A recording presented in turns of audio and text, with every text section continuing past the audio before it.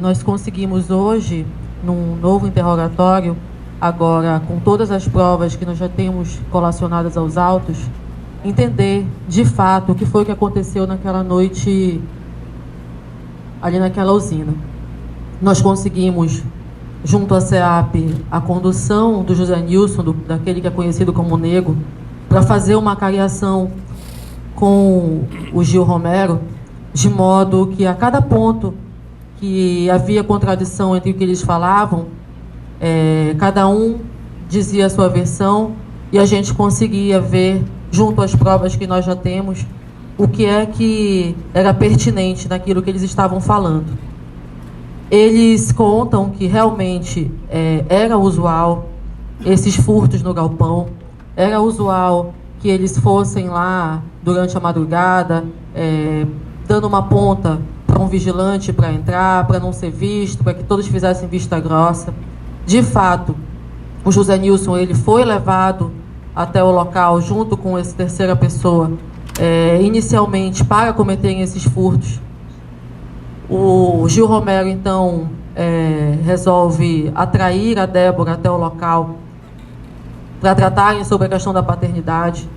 Dentro do carro, já na usina, estacionados, eles começam a discutir porque, no dizer dele, ela já estava demais. Ela já tinha recebido R$500, ele já tinha pago alguns exames, mas ela, estando demais, queria que ele assumisse a paternidade e queria que ele desse objetos para a criança, como um berço, como utensílios que os bebês precisam. E ele dizia que era um absurdo, porque ele nem tinha feito o DNA, que essa criança podia ser de qualquer pessoa. Então, ele saiu do carro após ter agredido ela fisicamente, no momento que a gente entende que ela ficou desacordada. Ele saiu do carro, virou para o Nego e disse: "Tu garante?" No que ele falou: "Garanto." E pegaram uma corda que estava na picape Montana, dirigida pelo Nego, voltaram ao carro. Ele sentou-se, o Gil Romero, sentou-se no banco de trás do Honda Civic em que ele estava, e ele disse que o Nego, então, disse: "Ela é uma mulher, ela está grávida." E aí ele disse: "Então eu vou puxar primeiro." E começou a puxar a moça pelo pescoço com aquela corda. Ela estribuchou, lutando pela vida. Ele então viu que tinha feito uma besteira, no dizer dele, abriu a porta do veículo e o Nego disse: "Começou, vamos finalizar." Pisou no peito dela e, com a corda por trás do pescoço, finalizaram então esse estrangulamento. Levaram para o galpão. A gente tem uma perícia feita nesse galpão para comprovar que essa atrocidade, parte dessa atrocidade foi acontecida lá dentro. Então, foi quando o inspetor chegou, foi ateado fogo no corpo da moça.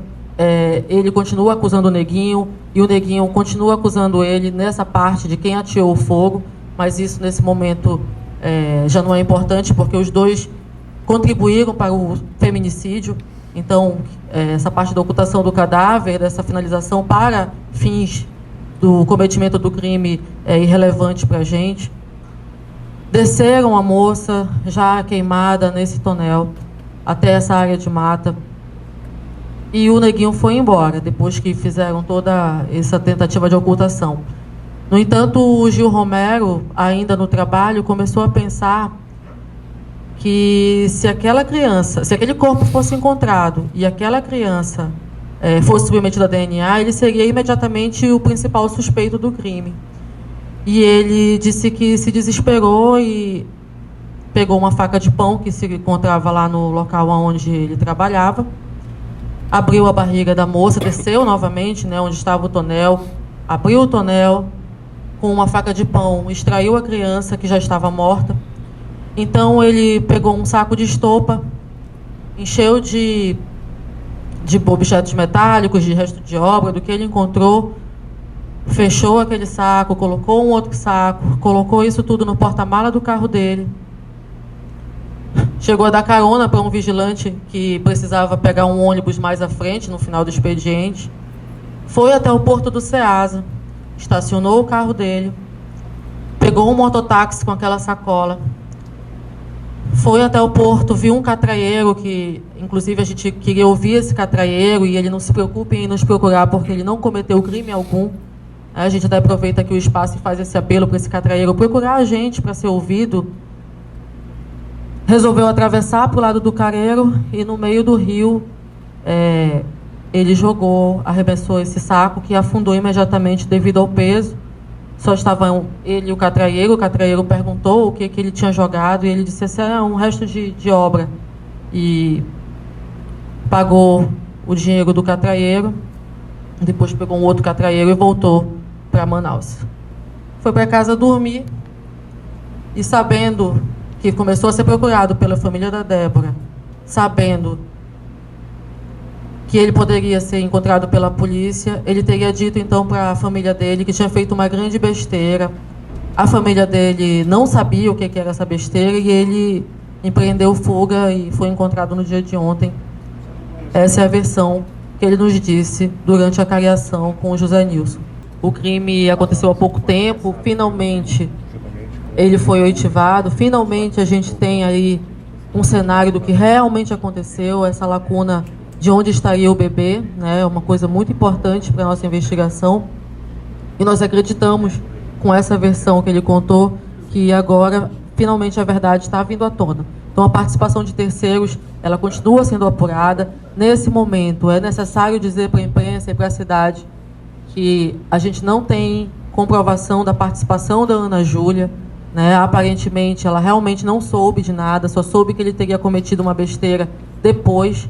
Obviamente, com a divulgação da imprensa, ela ligou os pontos, mas ela também não acreditava que o marido dela tivesse sido capaz de matar essa jovem. Ela acreditava que ele poderia ter pago o neguinho para fazer esse serviço, mas ela não tinha conhecimento realmente do crime, pelo menos não tinha conhecimento anterior, né, de que esse crime aconteceria.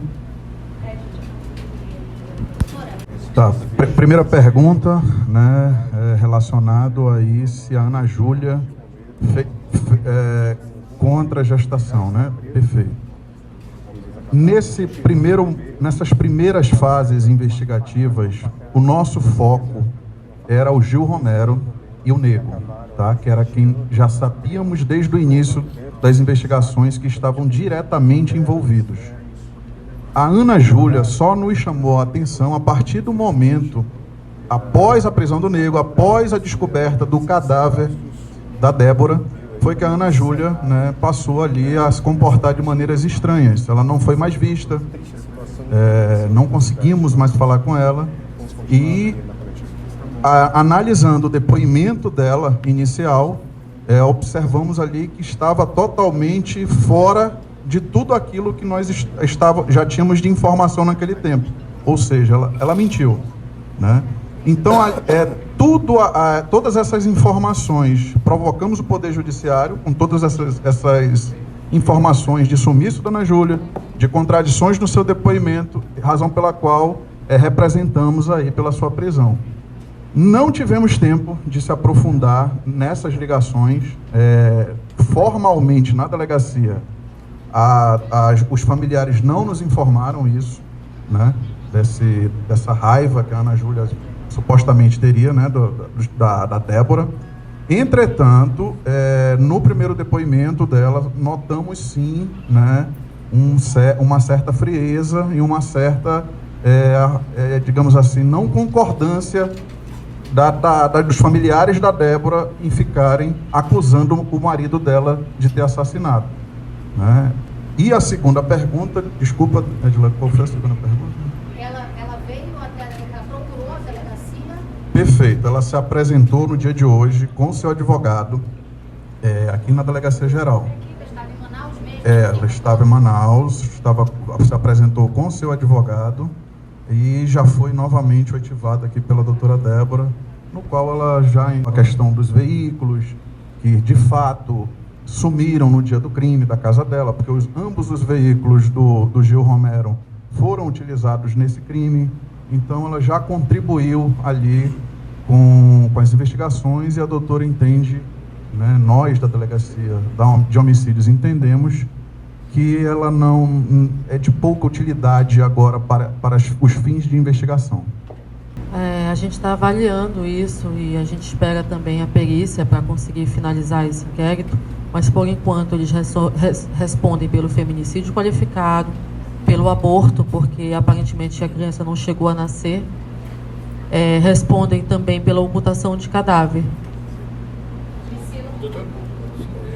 Uma reunião, já estamos marcando uma reunião entre a doutora Débora, entre mim e entre os peritos envolvidos no caso, né, para a gente finalmente ali falar o que cada um a respeito da sua área, né? Nós vamos falar dos depoimentos, de tudo que foi apurado na investigação, e eles vão nos relatar tudo o que foi visto ali na cena do crime, no cadáver da Débora.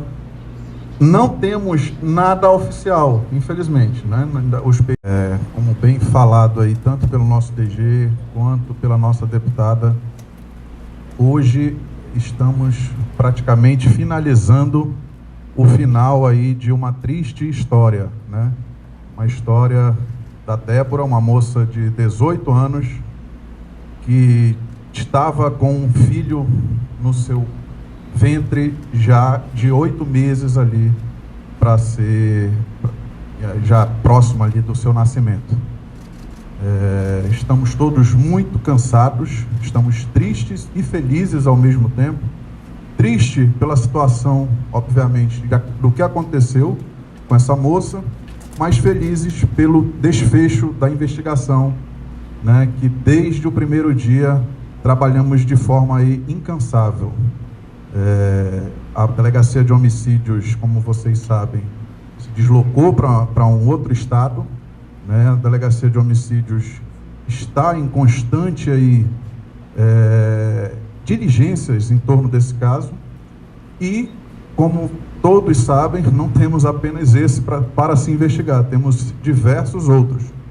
Mas óbvio que em razão da natureza do crime, em razão de todas as circunstâncias que envolvem esse delito, é claro que a delegacia tinha que dar uma resposta, e foi exatamente isso que nós fizemos. Essa história está chegando ao fim.